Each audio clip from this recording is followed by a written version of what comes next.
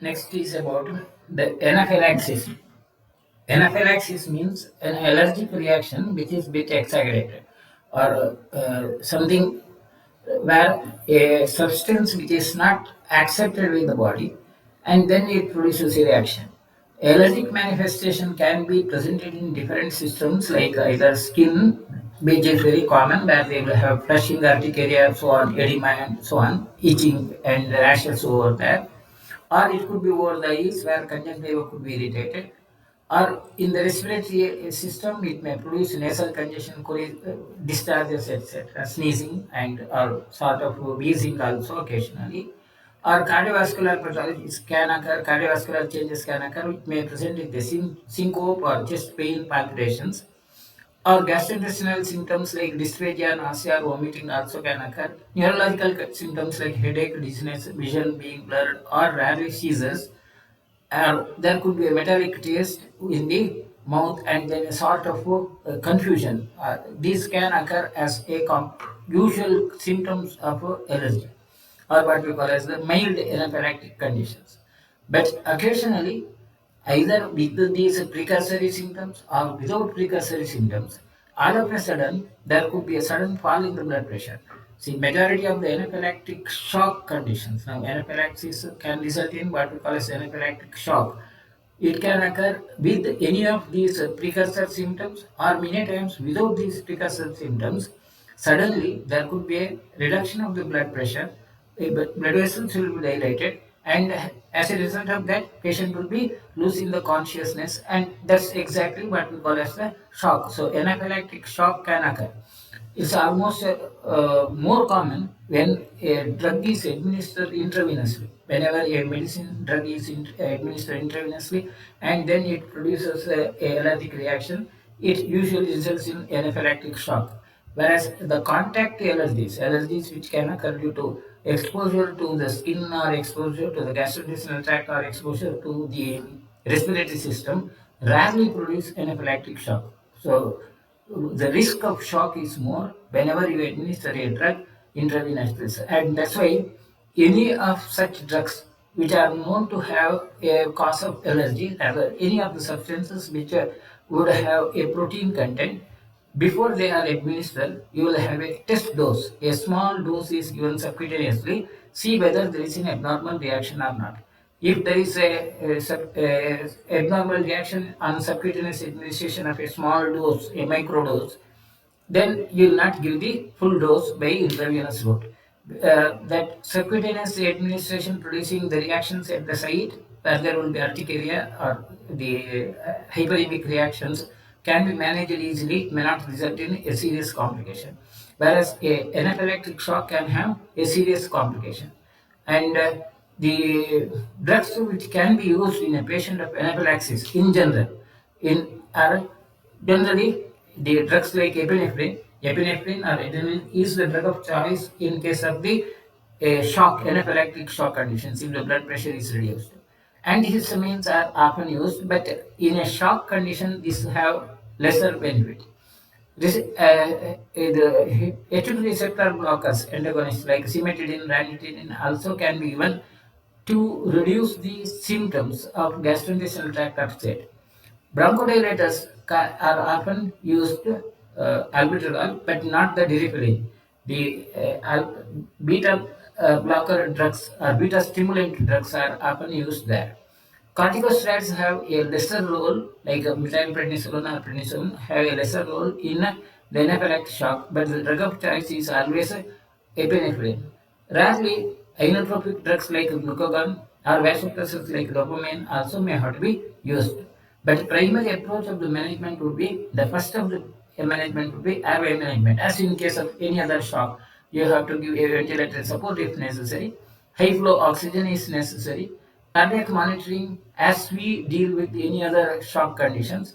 Intravenous access should be there. So any usually whenever there is a possible risk of anaphylaxis, like whenever you administer such drugs which have a high risk of anaphylaxis, you will always keep one ampoule of epinephrine and one vial of prednisolone or visalon. Keep ready And then you'll also have a intravenous access. This is a usual general protocol. In an emergency kit, you'll have these two drugs. This is essential. Fluid resuscitation with isotonic crystallite solution is may be needed if the patient doesn't recover within 3 to 4 minutes. See what happens usually in an anaphylactic shock, if you give epinephrine, that's adrenaline is given, within short period, within 2 to 3 minutes, patient's BP would recover and then the patient would be normal. But if the patient doesn't recover, if the blood pressure doesn't come back to normal within 3 to 4 minutes, then you have to give isotonic crystallite solutions. As in case of the general principles of the management of shock, the specific issue is you have to know the cause, and if there is a a possibility of stopping that further administration of that allergen or further contact with the allergen, that would be the best of the choice. Then of course, as usual, the patient should be kept in supine position. That's about the anaphylactic shock, one of the conditions which can present with the shock. Next of the condition, which again produces a clinical emergency in the form of a shock, would be adrenal insufficiency. Either it's acute, and particularly acute adrenal insufficiency is one of the common causes of the clinical emergency. Chronic adrenal insufficiency may present in a different manner. Now, causes for the adrenal insufficiency, that's one of the important issues. It can occur due to multiple causes. Any sudden stress to the body, particularly in infective conditions, and there too, patients having the diseases like acute sepsis or wound infections, pneumonia, even these enteric fever, malaria, etc. In these conditions, due to unexpected causes, all of a sudden the patient may have a adrenal hemorrhage, bilateral adrenal hemorrhage, and there could be a sudden fall of the blood pressure, and the patient may have a acute adrenal insufficiency. The same also is called as a Waterhouse-Friderichsen syndrome. Waterhouse-Friderichsen syndrome is an acute adrenal insufficiency produced as a complication of any septic pathology in the patients. Other severe conditions like congestive cardiac failure, myocardial infarctions, or colitis, pancreatitis, cirrhosis also are known to produce the same adrenal hemorrhage suddenly. During pregnancy, particularly if the patient have a tendency for toxemia pregnancy, one of the risks, high risk, would be the same adrenal. See, toxemia usually presented with the hypertension. Then such a patient all of a sudden may even go into a hypertension and a shock-like condition, which is suggestive of a adrenal hemorrhage. Spontaneous abortions like or hemorrhage produced antepartum or postpartum, ovarian cyst getting torsion, these also can produce the same adrenal hemorrhage. Or coronary artery bypass graft surgery. This again quite major surgeries. Major surgeries where the tissue involved handling is quite common. In such conditions, any of that, like it could be hip joint replacement or intracranial surgery, hepatic this embolization, or so on, such of the conditions also, the risk of this hemorrhage is more. Particularly in those conditions where heparin is administered. In a prolonged surgeries, usually to prevent the clotting, anticoagulant drug like heparin is administered, and the administered heparin can induce a adrenal hemorrhage and acute adrenal insufficiency can occur. And or even many times blunt trauma, any sort of blunt trauma like road accidents, or patients who may have a underlying adrenal diseases like amyloidosis or metastasis like conditions may develop sudden adrenal insufficiency. It's a Waterhouse-Friderichsen syndrome is the other name for the adrenal insufficiency. The clinical symptoms would be the characteristically the onset and the course of the disease is rapid. Initially it would be the pain which is of non-specific. Usually the patient would have the pain in the back and abdomen, and the patient may not be able to locate exactly where the pain is. That location of the pain would be very vague, like patient would not be able to locate the pain properly. And most of the patients, like around 70% of the patients, will present with the fever, and usually the temperature is relatively higher, like 30 above 38 degrees centigrade, and that's the most common symptom. Tachycardia also can may occur in the patients prior to the shock. See, initially, it could be severe tachycardia, then it results in shock. This is quite true in patients being treated for any septic conditions. A patient of septic condition for any reason, like typhoid, it's malaria, and so on. If a patient complains of a big pain in the back or abdomen and then tachycardia with the high fever, then you need to assess or maybe consider the risk of possible adrenal hemorrhage. And our patients may have acute these fatigue-like symptoms, dizziness, severe pain, vague symptoms like anorexia, nausea, vomiting, or diarrhea. But one of the important thing which is quite common seen in majority of the patients, more than 70% of the patient, which we generally use as a clinical guideline to make the diagnosis of Waterhouse Friderichsen syndrome is a characteristic skin rash with the typical of evolution. Gradually, it starts in the core of the body, like over the back or over the abdomen and buttocks, then gradually spreads to the periphery in the limbs, reddish spots with subcutaneous hemorrhage signs and mainly occurring in those areas where the pressure is more would be one of the very characteristic clinical signs to make the diagnosis of adrenal insufficiency. The one major problem with adrenal insufficiency in a clinical practice is the diagnosis is difficult. None of the investigation like an X-ray or maybe occasionally even a simple CT scan may not help in making the diagnosis. Only a high definition MRI scan can confirm the adrenal hemorrhage. So most of the times that adrenal hemorrhage has to be a clinical diagnosis. Biochemical tests to assess the adrenal level in the body or the urinary coempty the vinyl mannalic acid, urinary BMA level in the report, it takes around 48 hours to get the results, and you cannot wait for that duration because it's a acute condition, and when most of the times it ends in a fatal complication. Adrenal insufficiency, what was Frederickson syndrome, the mortality rate is very high, like 70 to 80%. Only when you have made the diagnosis and early treatment is initiated, patient may survive. And the drug of choice would be a combination of glucocorticoid and mineralocorticoid in high doses. That's the one. Or adrenocorticotropic hormone also can be given. So ultimately, the long-term success rate would be if you can replace the adrenal enzymes like initially glucocorticoid and mineralocorticoid, then you will also have to do catecholamines. The adrenaline also may have to be administered. But first approach would be glucocorticoids and mineralocorticoids, both them, aldactone as well as bisolone. They have to be given to the patient, and then only the patient may recover. So practically, success rate in treating a patient of Waterhouse Friderichsen syndrome is very low. The important is to identify and start an early treatment. If you do not start the treatment and if the patient is not able to be administered, treated with glucocorticoids by about 1 hour, then the failure rate would be high. Patient would usually be a fatal complication within 1 hour of that origin. Anyway, that's about one of the conditions. Distributive shock conditions. Next is about the cardiogenic shock condition, another of the distributive shock asset.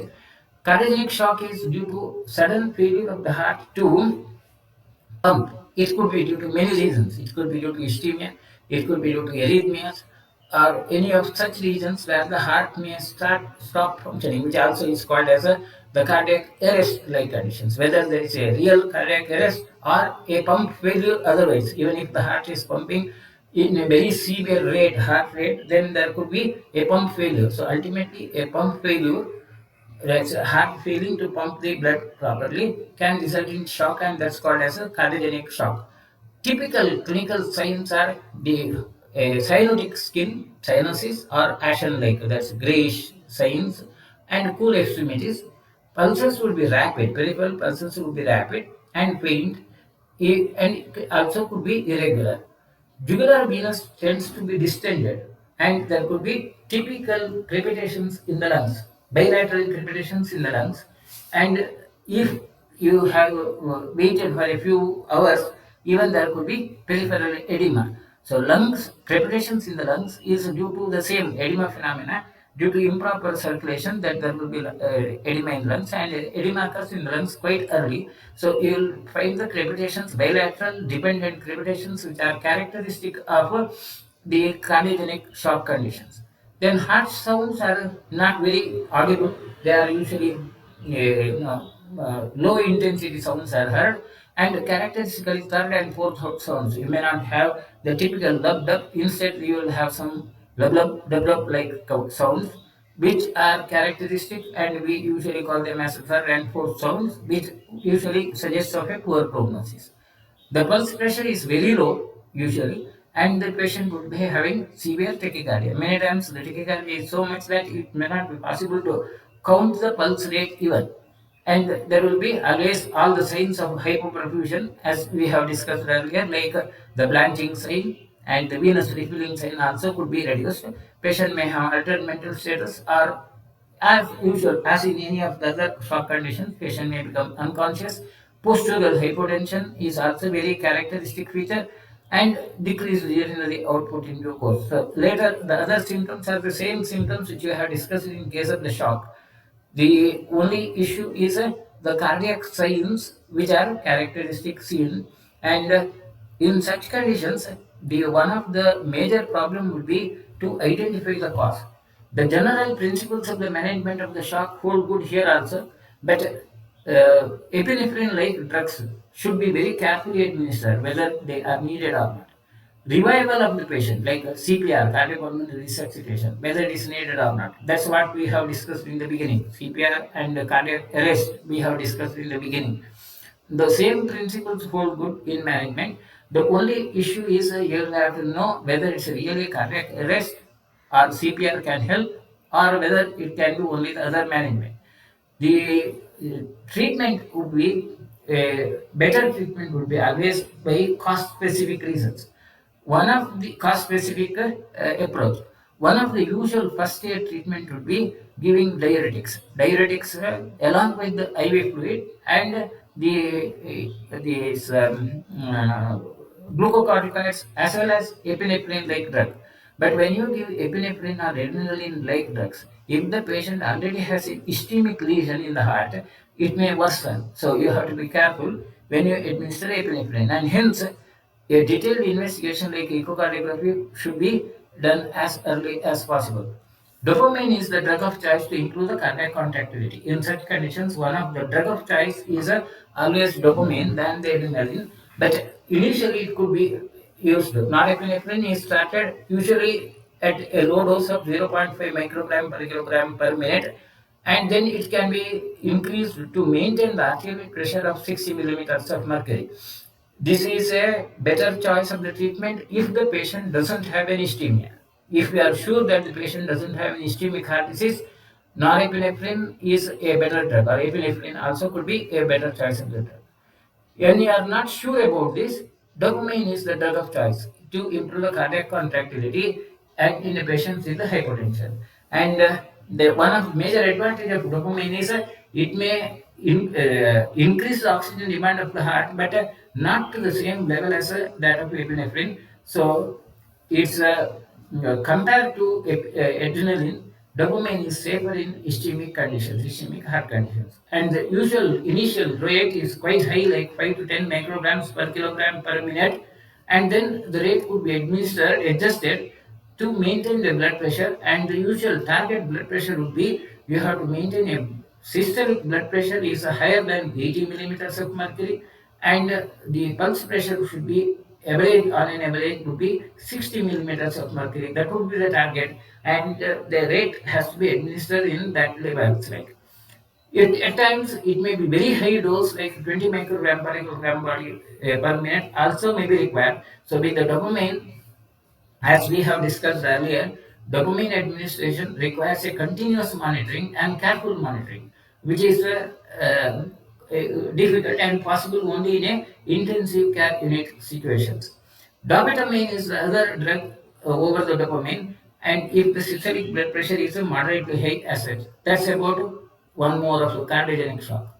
Then one more of the variety of the shock is the obstructive shock. Obstructive shock, it could be due to sudden blockade of the circulation into the heart, like a pulmonary embolism, a deep vein thrombosis becoming an embolus, and the embolus blocking the circulation in the lungs as well, or heart being compressed, cardiac tamponade, like if there is a acute pericardial effusion, or chest is compressed and the chest is not expanding, as in case of the tension pneumothorax. In the tension pneumothorax, when the air enters into the pleura, the lungs will be constricted. In a tension pneumothorax, the pressure in the pleura may increase beyond that of the atmospheric pressure, and it may produce a compression upon the heart, and the heart would not be able to pump. Such acute complications where the circulation of the blood to the heart is blocked, though the heart otherwise is normal, is what we call as the obstructive shock. All obstructive shocks are acute fatal complications, and many a times these are the real reasons for sudden unexplained death. Majority of the patient conditions where you have a sudden unexplained death in the world, causes could be any of these three, and many times the chances of getting a diagnosis of this would be quite rare because they occur in an unexpected situation, and hence the diagnosis is difficult. Survival rate of this would be only if you have identified the condition and the treatment would be specific. A specific treatment, like now, of course, in the emergency management, we will not go into that part, like how to deal with the pulmonary embolism and so on. The pulmonary embolism conditions, the first of the approach would be if you have identified the patient with the deep vein thrombosis before the embolism has occurred, and if you are successful in preventing that embolism by either using a filter or maybe giving anticoagulant drugs, then you may succeed in making the patient survive, or at least you have to reduce the size of the embolus. If the embolism is massive, which is often occurring, like then there is virtually no curative treatment, only immediate ventilation. If immediate maintenance of patient on artificial ventilation with the high flow oxygen may keep the patient alive, and whether the patient would recover or not would depend upon how much of the lung tissue is left out normally. In tension pneumothorax, the first aid would be immediate. If you have made the diagnosis, the first aid is ensure that the pressure in the pleura doesn't increase beyond that of the atmospheric pressure. So, best of the treatment is insert a needle into the thoracic cage, keep that pneumothorax open so that the air getting into the pleura would not go beyond that of the atmospheric pressure. With this, patients may survive. Otherwise, these are acute emergency conditions, and in all that, the immediate treatment would be the ventilation. Life supportive treatment would be the immediate treatment, and whether you are able to procure that immediately or not, that is decides in the issues. That's about the shock. So, one set of the clinical emergencies are the shock and its varieties we have discussed in brief. Next set of the clinical emergencies which we discuss would be the seizures. Seizures are what we call as unexplained unconscious patients with the rigorous movements or so on.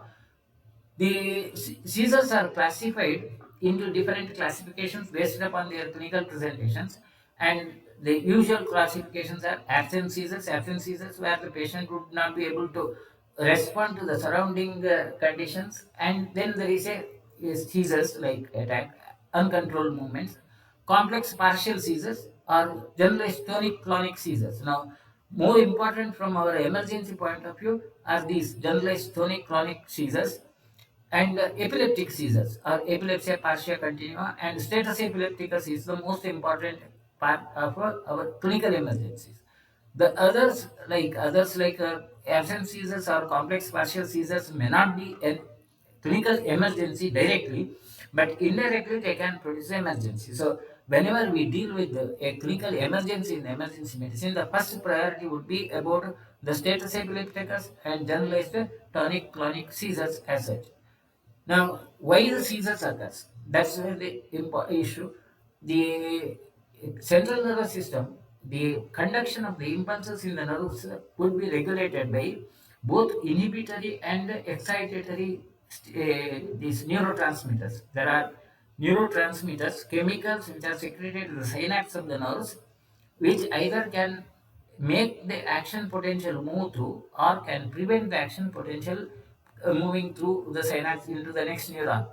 Now, when that inhibitory neurotransmitters are absent, reduced or absent, which is decreased inhibition, can be one of the causes of the these seizures as such, because the conduction of the impulses would be very fast, or it could be an increased activation. The neurotransmitters could be which facilitate the this movement also can be a cause for that. So, this variation in the neurotransmitters compounds, inhibitory or excitatory, can result in seizures. Or if the gamma aminobutyric acid or GABA, which is one of the essential enzymes present in the nerves to facilitate the activation of the nerves, if it is abnormal, now either it could be lesser or at times it could be increased, it also can result in the pathology of convulsions. Or convulsions or seizures also can occur due to a continuous compression or focal lesions. Like, see, in a normal condition, once the nerves are activated, there will be an action potential, and within a short duration, it goes into the membrane potential. Resting condition, there will be membrane potential. Now, if due to some reasons, either due to a dead nerve cell or a nerve cell which is inflamed, and the membrane potential is not re-established, if there is a continuous electrical activity at one area, which often occurs either due to the dead cells or a nerve cell which is pressed upon, or a nerve cell which is having this inflammation, any of these conditions, it can act as a continuous source of electricity, and a continuous source of electricity over the brain can be a cause for irregular this, spread of action potentials, and that irregular uncontrolled spread of action potentials over the brain cortex surface can result in the convulsions, and such conditions are called as focal lesions as such. Now, from the clinical point of view, emergency point of view, now I will not go into the details of the seizures and its pathology. We will directly deal with the clinical emergencies. From the clinical emergency point of view, one of the most common clinical emergencies which we meet with will be the pediatric seizures. Child presenting with a seizure as such. Now, causes for that could be the most important is what we call as febrile seizures due to the fever, and in a patient with a high temperature, the conduction of the impulses in the nerves will be rapid, and that rapid flow of the impulses can produce the seizures, and the incidence is more common in children. So, most important is to differentiate that febrile seizures from the other causes of the seizures. Now, other causes of the seizures in children in pediatric condition could be CNS infections like meningitis, encephalitis, or maybe the empyema, like where the pus is formed within the cranium, or metabolic pathologies, and very significant from the metabolic conditions is overhydration. A child where IV fluid is being given, if the IV fluid given is rapid or more than what is required, a increased flow of fluids in children, so can result in a cerebral edema, and convulsions can occur. So whenever you administer IV fluid in a child due to any other reason, the rate of infusion and the exact quantity of the infusion should be calculated properly based upon the need, based upon the indications. It should never cross the limit. That's one. Or hyponatremia in any patients, when the sodium level gets reduced below 110, there is always a risk of convulsions. Hyponatremia, the causes and others we will discuss separately. After this discussing about the seizures, we will discuss about the fluid and electrolyte balance and dehydration. At that moment, we will have a discussion about hyponatremia in detail somewhat. Then head injury, if there is a injury to the head due to any reasons. Now, particularly in pediatric conditions, the causes of the head injury many times might be masked. Like, see, in an adult, a cause for the head injury can be obvious, visible, but in a child, many times, simply because of the mishandling of the child, the head injury may occur, and it may not be visible. So you need to be careful about that. Patients, children with the congenital abnormalities, congenital cerebral malformations, also can present with the seizures, and it could be the first seizure which you see when you see in the clinic. And if there is a known history of the malformation and there is a history of recurrent seizures, then it may not be a big issue because you know that the child has a history of that. But if it is a first seizure, then you will have to rule out that too. Ischemic or hemorrhagic strokes, like cerebrovascular accidents, or tumors or mass lesions in the brain, also can be cause for the seizures.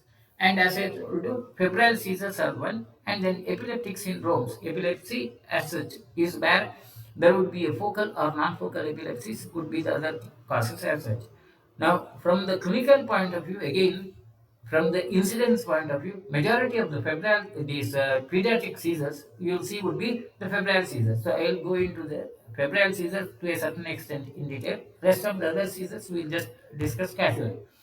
Febrile seizures are the convulsions in infants and children triggered by a fever, and very important is it's not simply the fever. We should be sure that in the absence of CNS infection, see the conditions like meningitis, empyema also can present with the fever, and any other fever also can produce the convulsions. So when a patient of child brought to you with a history of fever and then convulsions, it's quite important that you have to rule out the possibility of other intracranial infections, because those intracranial infections require a very specific management of that infection, whereas whatever we discuss as the general management of the febrile seizures is about only the other conditions, are the temperature itself is the cause and the temperature is managed. The real reason for that increased temperature has to be assessed and treated in all such conditions. Now, febrile seizures are seen in about 4 to 5% of the children in age about 6 months to 6 years. It's a very common incidence. 4 to 5% of the children would develop febrile seizures as such. This data is from the global data. In India, it could be still higher. If you go India specific conditions, the percentage would be slightly higher, and it's typically above 38.5%. Now, among those 4 to 5% of the children who develop that febrile seizures in between 6 months to 6 years, a second episode may occur in 33% of these children. Now, 33% of the children who had one episode of febrile seizures may develop another episode within that short period of 6 years in 33%.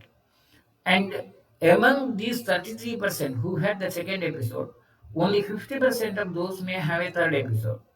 Very few children, approximately 3 to 6% of these patients who had 50% of these among this third episode, may develop a persistent episode febrile, afebrile seizures or epilepsy. Even without fever, they may have that. So this data is quite important because a child brought with one episode of seizure need not be managed as epilepsy or risk of epileptic seizures in future. You have to have that idea. Like if you had three children presenting with the first episode of fever, one of them may have a high risk of developing the second episode, and later on the chance of that child developing a third episode and sequentially would be much lesser. So that's a very important issue. Now the controversy is another issue is in general it's believed that a febrile episode would occur only when the temperature is above 38.5 or 101.3. So usually this is the usual rule, but actually when the temperature goes beyond 102 or so, then only the convulsions would occur. But real issue is many times child with the temperature of 103 also, 103 also may not develop the seizures if that increase in the temperature is slow, gradual. If the increase in the temperature is rapid, then the incidence of the febrile convulsions will be more. Now, this fact is very important issue. The rate of change in the body temperature is more provoking than really the absolute temperature. Now, what happens is many times in general, the rule is when a child develops fever, usually they give some paracetamol like antipyretic drugs. It may reduce the temperature, but once the clinical effect of that is over, there could be a sudden rise in the temperature. The temperature rises rapidly, and that itself could be a provoking for the febrile seizures. Febrile convulsions can occur if the rate of increase in the temperature is small. Whereas if you have not given any antipyretic, possibly now the rate of increase in the temperature could be comparatively slower based upon the real causes. Keeping a cold sponge over the head over the surface of the body and trying to cool down would be always a best choice of the treatment to reduce this rate of body temperature being increased. So it reduces the body temperature gradually, keeping a cold poultice over the forehead or maybe over the body. Trying to cool the periphery would reduce the temperature, but that rate of change in temperature would not be rapid. So that's the one of the important key in case of dealing with the patients of febrile seizures as such. So that's about the causes of the febrile seizures. Now, the clinical presentation would be the child would be otherwise normal neurologically, and there could be one episode, short episode of generalized seizures, and usually will be having the episode, this single episode. Of course, as I told you, if you have a detailed neurologic examination done, and the chances of developing the next episode within 1 year is just 24%. Now, there is the data which I have given in the earlier slide, and this slide is the data given in the earlier slide is from USA. This is data from the WHO, which collects the data from all over the world, where there is a slight difference in the percentages. This is the WHO data, 24%, whereas in the USA data it is 33%. Of course, these figures may produce the slight difference, but the only issue is chances of developing second and third episode and resulting in a conversion would be lesser. Whatever this information which I have shown in this slide is directly from the WHO source and the WHO guideline. And but the WHO guideline is if the EEG is seen to be normal in a child, the risk of seizure recurrence is estimated to decrease to approximately 15% within 1 year, and 26% of that would be within 3 years. So the chances of developing consequent episodes in a seizure which has occurred only once and within 1 year there is no recurrence of the seizure, and if the EEG is normal, the chances of that child developing an epileptic episode or a epileptic episode in the sense need for a prolonged treatment would be lesser. Now, I stress upon these issues because the usual trend in the practice would be if a child has developed one seizure, most of the times the pediatricians prescribe an anticonvulsant drug and they are advised to continue the treatment for years together, 1 year, 3 years, and so on, which is not really necessary. And the real guideline for prescription of an anti-epileptic drug or the specific prolonged treatment would be only when the EEG shows abnormality. Even in those conditions, when the EEG is found to be abnormal, 41% of may have another seizure within 1 year and 56% within 3 years. So, when the EEG is abnormal, also a patient developing an episode, a persistent this, epilepsy-like disease is just around maybe one, one out of two, may not be all. But whereas children with the developmental issues, central nervous system lesions, they have a high risk of developing the convulsions further, and hence they require a continuous persistent treatment. Otherwise, the general approach to the treatment in case of febrile seizures would be one is the temperature has to be gradually reduced, and as I told you, reduction of the temperature is better done by cooling, peripheral cooling, and maybe during that episode of convulsions, you may give a sedative like diazepam. Small dose of diazepam may be given. Even that may not be necessary. The temperature, if it is brought down to the normal, then the risk of these seizures would be lesser, and only the next part would be the next evaluation like EEG may be needed later on, and identification of the cause for the pathology has to be treated. So if the patient has a fever, you should know the cause of the fever, and then the fever cause has to be treated. For the seizures, febrile seizures, there is no need of any specific treatment. The only issue is a general rule which you have to follow in a patient who is in unconscious conditions. To prevent the airway obstruction, you have to keep the patient in a head and lower position with the tongue preventing from getting distracted, and keep a cool environment around, and ensure that the patient recovers without respiratory complications or injury to the child has to be avoided. These are the issues, and that generalized general approach in the convulsions I will be just dealing with at the end. Now, status epilepticus is another clinical emergency. Now, status epilepticus is an extremely rare situation in a child with a febrile episode, whereas in other patients of epilepsy who are being treated can develop a status epilepticus when the seizures are persistent. The definition of status epilepticus, according to the International League Against Epilepsy, is that a single epileptic seizure of either more than 30 minutes, if the patient has an epileptic seizure for persistent for more than 30 minutes, or a series of epileptic seizures during which function is not regained, the full function is not regained between seizures in a 30-minute period. Suppose now this is, if a patient has a seizure continuously for 30 minutes, it can be named as status epilepticus. Or if a patient has more than one episode of epileptic seizures within 30 minutes without regaining the normal consciousness fully. That's called as the status epilepticus. Now, usually it's classified, the status epilepticus is classified into generalized convulsive status epilepticus, particularly in the patients who have some cerebral damage, pathologies of the brain like the meningitis or so on, where the cortex is abnormal, that could be producing the status epilepticus, which we call as generalized convulsive status epilepticus, where the organic damage to the nerves is the basic cause. Then subtle status epilepticus is that condition where patient may have a mild episode of seizures, but not very typical. But patient may have that persistent symptoms. Say mild tremors, like patient may not have lost the consciousness fully. A tremors like impaired consciousness persisting for a long duration. That's a subtle status epilepticus.